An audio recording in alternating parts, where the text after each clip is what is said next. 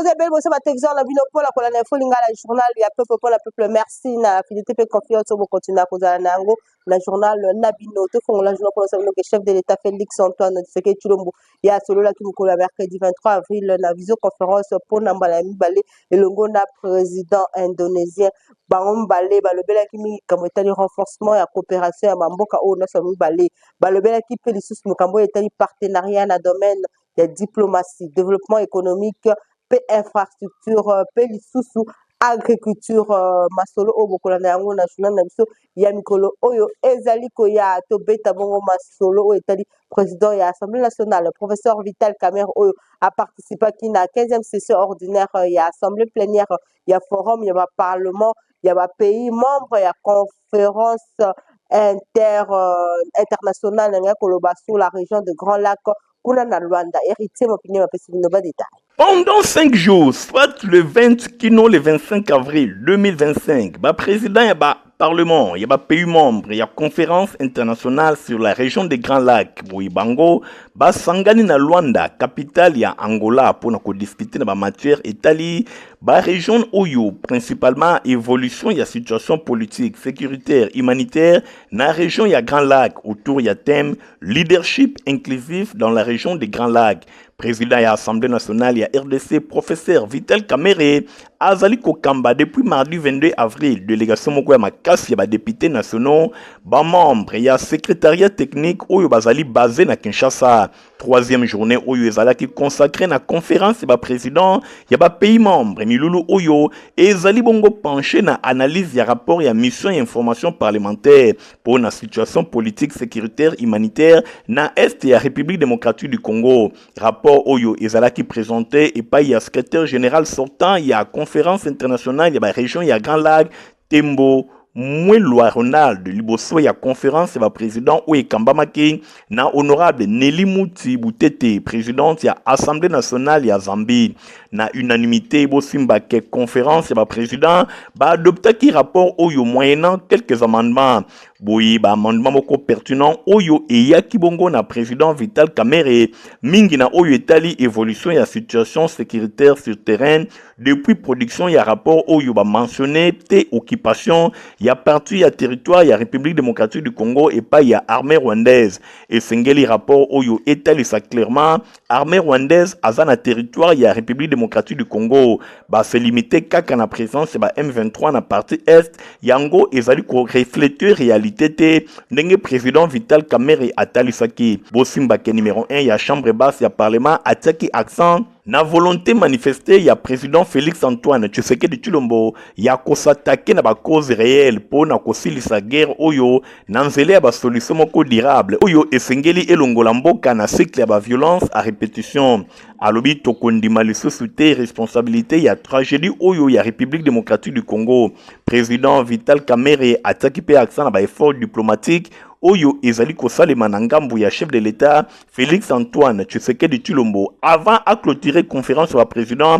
procéder qui na élection il y a nouveau secrétaire général il y a conférence internationale il y a région il y a Grand Lac monsieur Deo Mwapinga candidat à Tanzanie yende azalaki élu par acclamation contre candidat à Burundi pe à Kenya Boximba Kemisala ezali kokoba na plénière où ils allaient prévu jeudi 24 avril na débat ya leadership inclusif na prise de décision na région ya Grand Lac intégration ya point de vue ya ba femme na processus ya PP ya sécurité choix oyo ezali kotalisa le fait que région ya Grand Lac ezali confronté na ba défi ya ndenge na ndenge mingi oyo ezali lié na ba conflit armé instabilité politique pauvreté précarité économique ba troubles sociaux pe ba maladies inégalité entre basi. Premier ministre Madame Judith Suminwa Tulukaye ayambaki bongo na bureau na ya mosala délégation ya ba députés nationaux médecins au bautaki na mission humanitaire na Burundi pe ba parlementaire au bayaki pona kopesa ye compte rendu kopesa ye mémorandum oyo premier ministre pour atala ba conditions de vie oyo ba réfugiés congolais bazali ko vivre kuna grâce Luzolo. Premier ministre Judith Suminwa Tuluka ayambaki mardi 22 avril 2025 délégation ba députés nationaux ba médecins ba kambamaki na docteur Léon Kabamba Ngombe oyo bauti na mission humanitaire na Burundi ba parlementaire oyo bayaki kopesa mémorandum moko alarmant pour la condition de vie ya ba réfugiés congolais oyo bakimi ba violence na est ya RDC pe ba kumisaki ndenge équipe gouvernementale etundamaki sur terrain. Bosimba ke 5 députés oyo bazali ba médecin ba eli ya circonscription proche ya ba zone oyo ba déplacer ba outi bango ba kendaki na ba camp ba réfugiés congolais na Burundi. Objectif na bango ezalaki kopesa ba soins ya ofele epai ya ba déplacer oyo bakimi bitumba suite na armée rwandaise ndenge basali incursion na République démocratique du Congo na nzela ya ba M23. Dr Léon Kabamba Ngombe, chef ya délégation, ye azalaki édifié na ba réalité ya ba camp ya ba déplacer oyo ba famille nyonso ba perdre biloko na bango ba foyer pe espoir misu na bango ezali bongo na pasi po na komona guerre lelo bazwi soutien moko psychologique na lombango bango bamoni ke ba député oyo bayaki kosunga bango boyi balobi bamoni lisusu baka ya malnutrition aiguë pe ba épidémie elongo na ba paludisme ba rougeole ba choléra yango ezali ko ravager ba camp oyo basi bazali kobota sans assistance médicale na ba condition moko ya mabe balobi ba insister mingi pour na accompagnement ya bandeko na biso basi pe ya mibali oyo bakimi guerre na rapport na bango bapesaki epai ya premier ministre ba eli oyo bazali kosenga intervention na lombango na surprise ya ba député chef ya gouvernement a annoncé que a dépêché équipe moko sur place réaction oyo ekumisamaki na ba député oyo bazali ba médecin réaction ya premier ministre ezalaki bongo positive ye azwi engagement moko pona komema solution ba problème oyo nyonso bandeko na biso ba déplacer bazana yango a rassurer que a dépêché déjà équipe pour nous soutenir bandeko na biso pe a ko assurer suivi pour que makambo eye bana ko marcher na ndenge ya malamu a insister ki na nécessité na ba priorité nyonso eye bana ko zala résolu na camp ya ba réfugiés ya Burundi ndenge Léon Kabamba Ngombe atalisaki bosimba pe boye ba ke ba réfugiés ebele ya République démocratique du Congo bakimi na Burundi suite na agression oyo mboka azana yango na nzela ya armée rwandaise oyo azali kosunga ba supplétif ya M23 yango ezali kosenga aide moko humanitaire na lombango pona ko répondre na ba besoins vitaux pe kosunga bandeko nyonso oyo bazana ba risque ebele gouvernement souminwa azela kite interpellation pona ko agir kasi asalaki déjà na lombango pona ko assister ba famille oyo nyonso bazana passe. Vice-premier ministre, ministre ya économie, professeur Daniel Mukoko Samba, y a clôturé la mission de travail dans la province ya Okatanga. La visite au Salaki Bourgon, la parc industriel mining et engineering service. Héritier Mapilé Fabrice, donc pas de détails.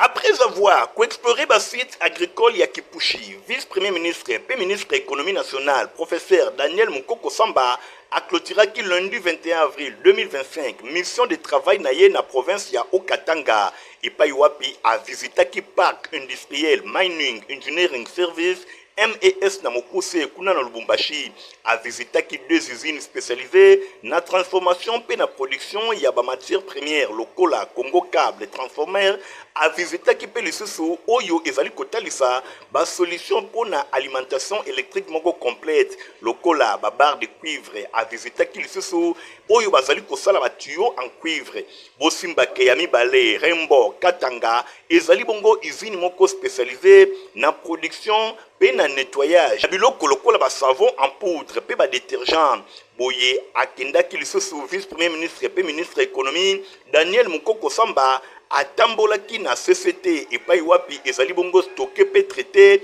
ba bande ya ba cuivre ba barre de cuivre ba fil de cuivre pe ba tuyau en cuivre longo na ba câble extraction mingi penza atalaki yango après étape ya Congo Câble boye transformer vice-premier ministre et ministre de l'économie Daniel Mukoko Samba akendaki na Rembo Katanga SAR et Paiwapi a visitaki ba bâtiment et ba fabrication ya ba détergent pe lisusu atalaki biloko ebele a découvert ki ba installation ya recyclage pe ba batterie ba déchets industriels pe ya ba plastique nyonso bosimba ke visite oyo et permetaki na vice-premier ministre pe ministre de l'économie Daniel Mukoko Samba ayeba na kozwa vision moko ya malonga ya ba différentes activités industrielles na région oyo depuis transformation ya ba cuivre ti na fabrication ya ba produits nyonso oyo ezali bongo fini nyonso wana ezali kotalisa dynamisme ya mosala oyo ezali kosalema na suka ya visite oyo Guy Amisi oyo azali responsable ya business development ye atalisaki esengo na ye alobi ezali honneur mpona bango koyamba vice premier ministre pe ministre économie professeur Daniel Mukoko Samba. Bosimba ke patron ya économie nationale, professeur Daniel Mukoko Samba a insisté makasi pour que groupe industriel Oyo ezali positionné na centre industrie minière en amont pe lisusu en aval baye bana kosomba industrie minière baye bana ko transformer localement ba produit ebele oyo bango bazali na yango. Boye visite ya vice premier ministre pe ministre économie professeur Daniel Mukoko Samba impressionnaki bango na ndenge ya kosakana te. Bosimba pe boye ba ke déplacement ya vice premier ministre pe ministre économie professeur Daniel Mukoko Samba ezali kotalisa volonté ya gouvernement Judith Suminwa baye bana ko soutenir essor industriel na province ya Okatanga pe baye bana ko tombola transformation locale pe lisusu baye bana ko komisa yango na performance moko ya makasi.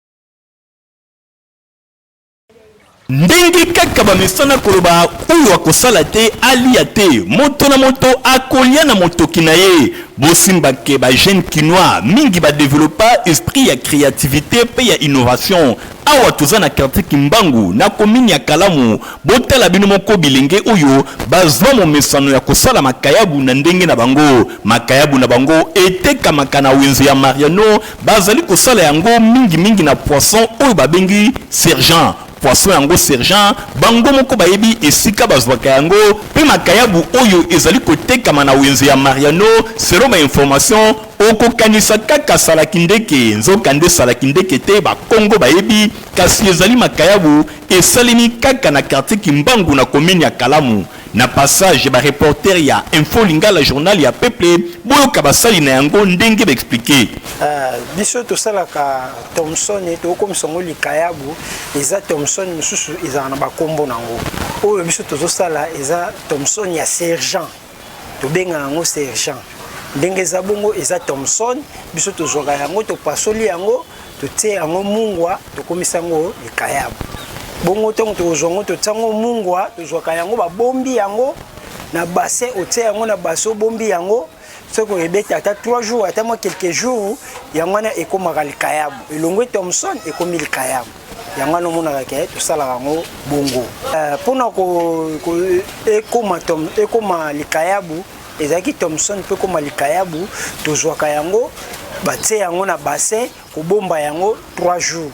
3 jours ata 4 jours ko bomba yango ekoma likayabu simalango tango okobimisa yango ekomi da likayabu tango okobimisa yango kotsango na moyi makasi te tango moyi moko bandengona okomona ngo ka yo moko ekoma kitoko okolia yango okolia yango pe na biloko ebele okolia yango na matembele na madesu na fumbwa na biloko nyonso makasa pena tokeleka kitoko na fufu. Bosimba ke makayabu oyo balobi eza na seben moko ya makasi poisson oyo ezali kobimisa likayabu yango babengi yango sergent kasi soki bati bilenge ya boye maboko bakoki pe kosala yango na quantité ebele population akoki kolia kasi manque ya ba moyen bandeko oyo bazali limité. Ba reporter ya Info Lingala journal pour la peuple basolola ki na responsable technique moko ya Metestat Augustin Tagisabo o apesa ki explication ndenge nini mbule kubeta bakasi na moya Afrique pe ya mer. Reportage. Et la Metelsat a déjà lancé son bulletin de prévisions saisonnières dont nous avons déjà comme vous voyez ici, nous avons la prévision saisonnière qui est du mois de mars, avril et mai. Nous avons aussi la prévision régionale des mois d'avril, mai et juin et qui va nous donner un peu de précision sur les comportements des climats ici en RDC et aussi dans la région. Nous avons à Kinshasa, la saison s'annonce excédentaire, donc Kinshasa et Congo central. sera dans des périodes excédentaires de précipitations, soit des pluies. Nous avons aussi l'équateur. Au nord, nous avons les bas ouélés et les hauts ouélés, ainsi que l'Ituri, les nord Kivu et les sud Kivu, qui seront dans les excédentaires. Nous avons dans la région, comme nous montre la prévision de Serbac, et nous avons la saison sera normale à partir de la zone où s'embrase Brazzaville et les Gabon, ainsi qu'une partie de la RDC, d'où la partie ouest. Donc cette partie-là aura aussi des pluies et caractérise ça comme une pluie normale. Mais les températures, à ce qui concerne les températures, nous constatons que les températures seront normales. C'est-à-dire les températures vont nager entre 31, 32 ou voire même 33 degrés pour la saison. Parce que c'est la saison de pluie, la température, il fait tellement chaud. Et il fait chaud pourquoi? Parce que l'atmosphère a besoin de l'énergie. Et cette énergie-là, c'est pour la formation des nuages qui peuvent donner des précipitations, des nuages convectifs dont nous parlons, des nuages convectifs. Ce sont des nuages qui s'étalent en grand développement, qui donnent le coup de tonnerre et qui peuvent donner des précipitations. C'est pourquoi il fait chaud pendant la saison de pluie. Au gouvernement, nous demandons de prendre des dispositions pour le public qui se trouve à côté des eaux, en fait de pouvoir sauver leurs vies et les biens qui peuvent être vulnérables.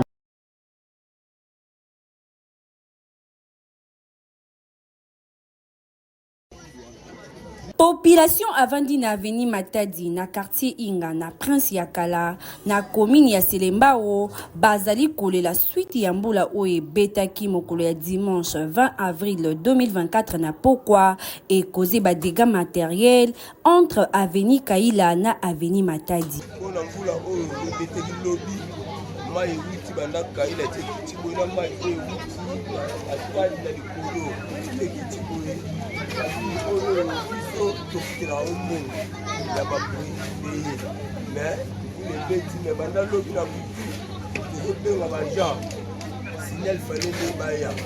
Ndela tina wana babita ya kwenwana bazolela na situation où ekomeli bango poso qui est continue bako risquer ba perdre mama pango na bango na biloko mususu ya ndenge na ndenge. Kana zalia wana zafe. Lupangu tata tikilinga yango. Soke tie yina kujwa wapi tu mikola lupangu to bibaka kimabe. Tena mali ya soko kwa na mbula ndamo. Pour le coller ça qui na livre vive et kati malamoko alors ibuki place au mona o. Yango to moni que tu en charge de somoko. On est tous la canal non l'état et gouvernement tout le monde dans le gouvernement. Biso moko to weli na nous charge de somoko to tiena na basaki même ngana 85 na ngai. Ani ko ndenge na tabo. Na yango to sengi na bakonza mboka baya na secours na lombango nyoso pambate na cabine oyo eko risquer ekweya pe ekoze ba perte ya vie humaine.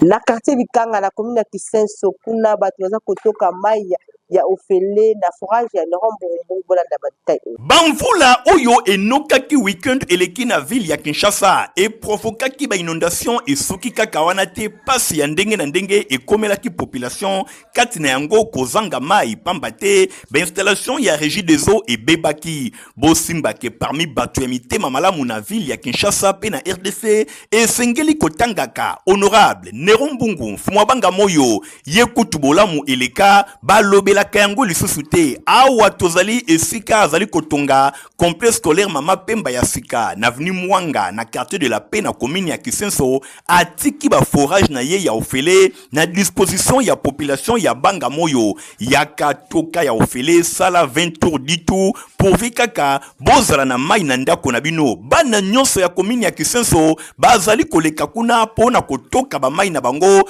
kotondisa batuke ba bidon ba tono na bandako na bango balobi honorable Nerombungu Mfumwabanga Moyo yeka kande mobikisi na bango. Partout ma ebimate ba ma ekangami na ba forage nyonso ekangami ebimate mais pa na facilité biso a facilité biso na mai totoka mai ofele na mutoto ezali ape na mwanga mai ezali donc kuna peso na bikanga na si ezali donc to ligne makata bokate kiembe asunga biso ka population ngeka ba merci belé papa Néron mai ezali eza vraiment passe makasi donc ce qui était à ma biso tout to sani ba merci belé kana oya sali biso zamba pa eza œuvre ya honorable Néron tala biso oui œuvre honorable Néron mai eza ya ofele tala biso mai eza ya ofele et bandi depuis jour mai kangamaki samedi tozo mai ofele ya opesa ta sans fronté pour les até mais ba che groupe to kaka mai donc ça vraiment la kimia koleka ba commune belé. ezali kaka na avenue Mwanga te na quartier de la paix honorable Néron Mbungu ba forage ezali lisusu na quartier Mutoto kuna na commune ya Matete bisika oyo nyonso population azali ko s'approvisionner kaka ya ofele mai ezali bomoi moto azali ko pekisa bato mai azali kadi ya mpemba honorable Néron Mbungu esi a comprena population nyonso ya Kisenso na sima na ye botala ba geste oyo ezali ya kobetela maboko.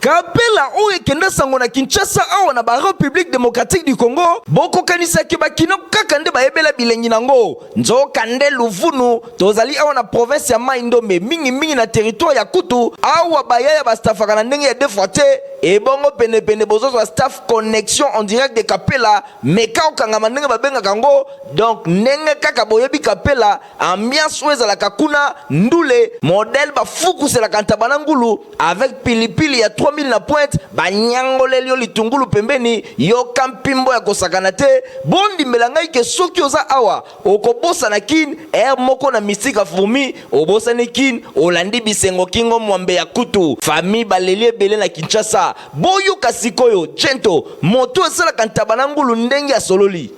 staff nanga ko monango Miko ukangama connexion en direct ni Kapela na Kisasa pour odami awa raisonnement nomba moko boulé Kapela na Kisasa saka togo chaka tabangulu to saka pe basoso ya Kisasa ba maboke pe yango ba tiji pe to salaka nyonso to sa o ba salaka biso pe to salaka ngo togo chaka taba ngulu chaque jour to na somba ba balenye uta likolo to gauche a to bandaka 6h30 si 21h bakanga